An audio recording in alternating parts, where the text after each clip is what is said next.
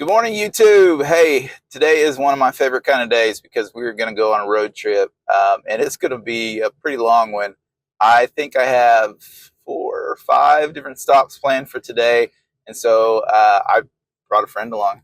Hey, Chris. It's my friend Chris. You might see more of him. He had kind of volunteered himself to help me frame and do some other things. If we can ever get some piers in the ground and get a backhoe and all that other stuff. But I'm excited about today because I'm going to go get probably pretty much like 90% of what I need for my framing package. I'm getting some OSB sheets of plywood for, well, that's an oxymoron, OSB sheets for decking sheeting, and then some plywood for my cabinets, which I'm still building. And you'll see more of that probably after this. But we're going to get going. We've got a ways to go and a lot of stuff to accomplish today.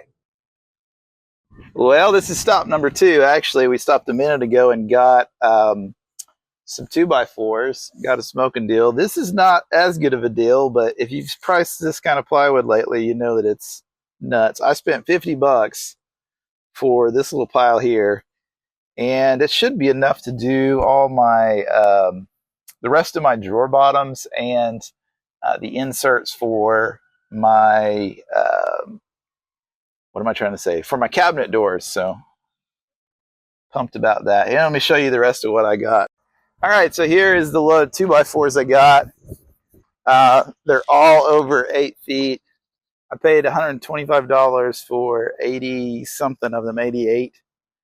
So not bad. They look ugly, I know, but they're perfectly fine to frame with. And so it's just kind of what it looks like. I'm on to my next stop. I'm going to have to drive a little ways, but I'm going to go pick up some OSB and some more plywood, like cabinet plywood. Well, it's dark outside. We've been at this for quite a few hours, but I got a lot of stuff. One of my stops didn't actually pan out so good. A little bummed about that, but still the whole rest of the trip was so worth it. Let me show you all the things that I got today. All right, so I got all these 2x4s. There are 80 something of them. I paid $125. I got 10 sheets of OSB for $100. I got, well, you can't see it because it's under here, but a bunch of 1/4-inch plywood pieces, enough to do the rest of my kitchen, for $50. And then check out all this plywood. This is all oak. And this is maple. There's some different stuff in there. There's poplar. But I got all this 3/4 plywood, and there's some under here too, for $117. Kind of a random number, but I just handed the guy that much and said, hey, what can I get for this much? And he was so kind. Kind of place where they do tons and tons of very specific things. And so he has all these cutoffs all the time. I think I might go back in the future, save his info, and just get this in the future, because wow, what an amazing deal. A single sheet of this plywood right here, where I live, is about as much as I paid for all of this. And these are usable sizes, stuff I would cut up to these dimensions pretty much anyway, for the way that I'm going to build cabinets. So this plywood right here is enough to do the rest of my kitchen. And I paid $117. I was telling my friend Chris in the cab, by the time I'm completely done with the kitchen cabinets, before I start finishing them, I'll probably have like less than $300 in the cabinets. And I'm talking drawer hardware, hinges, drawer pulls, the whole thing, Craig drill screws, Craig screws, glue, whatever you want to say. I think I'll still probably be under like $300. So we're heading back now. It's been a long day, but very productive. So what you're about to see is me finishing up the cabinet making process. I'll probably do some more videos, but I'm not really sure what that will entail. So for now, we'll be done with the cabinets, and you'll see me putting together these carcasses. Well, I'm going to start building the carcasses, and the first step is I had to kind of remember what the heck I was doing. You look up all the different things, how the dishwasher works, like how tall it's supposed to be. I looked at the stove depth because I'd forgotten that. Just things like that to make sure I'm right. I hope I still am, but you know, we'll see. We'll see how this goes. But so what am I end up doing? I've got these kind of almost half sheets, and they're the wrong direction. Normally you would want to go the opposite way of what I'm doing, but it won't matter because this is all going to get painted. And so I'm going to build one carcass and kind of just show you my process like I do. But what I've done is measure 22 and then 35. And so it'll be 1.5 inches taller than that. It'll be 36.5 thereabouts with the countertop material. And then from the backsplash or the wall to the outside edge of the countertop material, the marble I'm going to use, it'll be right at 24 inches. And so 22 gives me 22 3/4, and probably end up being more like 23 by the time I space them off the wall if I need to or whatever, just to get everything level. And, you know, 1/4 inch backing, because I'm just going to probably staple straight to it. A lot of people will do an inset thing. I don't really care about that. I don't think it's worth the time because nobody sees it really. You end up caulking over that anyway, but I don't know. I might do it, I might not. It really won't matter, 1/4 inch, as long as they're all the same. That's kind of the point. And so I'm going to cut this. I'm going to rip this. I'll show you that. And then cut out the little notch for the toe kick. I've got a 4-inch toe kick, and I'm going to end up putting drawers in the toe kick. And so that's kind of a little extra detail as well. But let me just show you what I got going on. I'll set it up on time lapse and do the rest.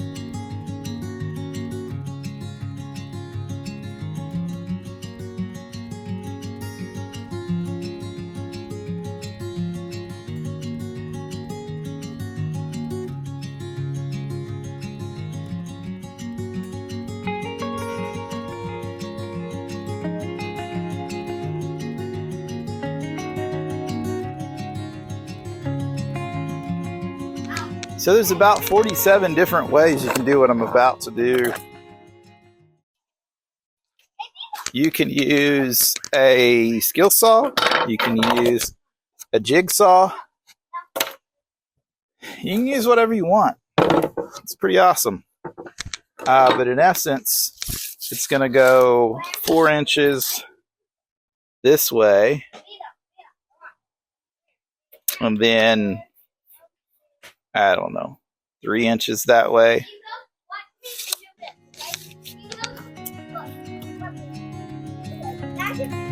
See what I'm doing?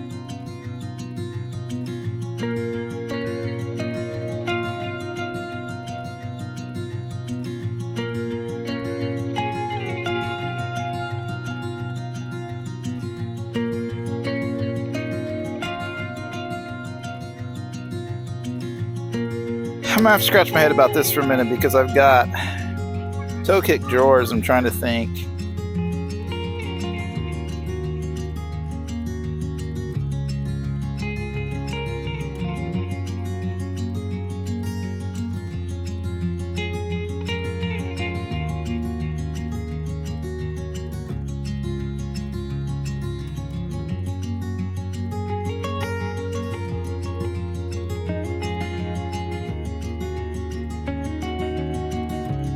All right, so I've got to figure out the width that I need for my carcass, and I'm right at 15 and 7/8. That's my dimension, my width. So this is right at, it's just a smidge less than 1.5 inches, 2 pieces, you know. I probably actually want to go inset on that, so that'll be fine. That's what I'll do. I'll flush up one side and have to think about it because it'll be a cabinet and then the stove and then another cabinet. So let's go. We'll go 16 minus 1.5 inches. So that gives me my width exactly. If we go 14 1/4, that'll be just right. 14 1/4. Okay, so I'm going to cut the bottom, and then I'll know what I need to do for my top pieces.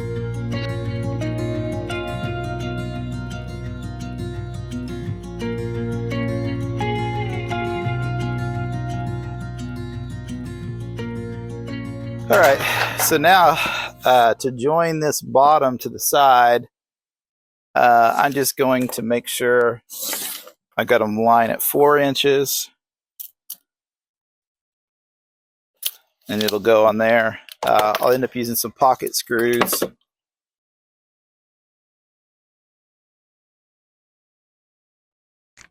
Well, I kind of messed up. I've got these top braces, and I put this one too far back because I'm actually going to use, I'm not going to wrap it or anything on the back. I'm just going to put another brace in the middle. But I had to pull it off and kind of break it loose, which always tears at the plywood. I cut this side and it works out pretty good.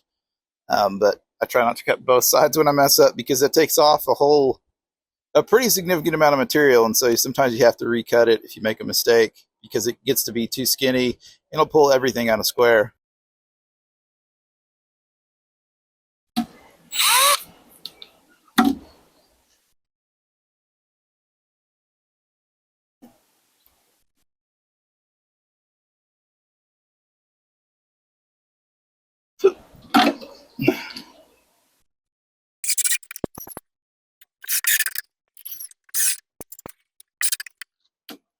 So now I'll take and build, I'm going to put one more somewhere right here. And then I'm just going to put 1/4 inch plywood over the back of that. It won't be the strongest situation, but it shouldn't matter. It's a small cabinet. It'll be great. I don't think I'll do what I've done here on the other ones. This is not working out well. But anyway, I've got this stapler, my little compressor, and I'm going to nail this off. I put a piece in the middle just to kind of firm it up. Not that necessary if you build it a different way, but the next go around, next couple I'll do a little different.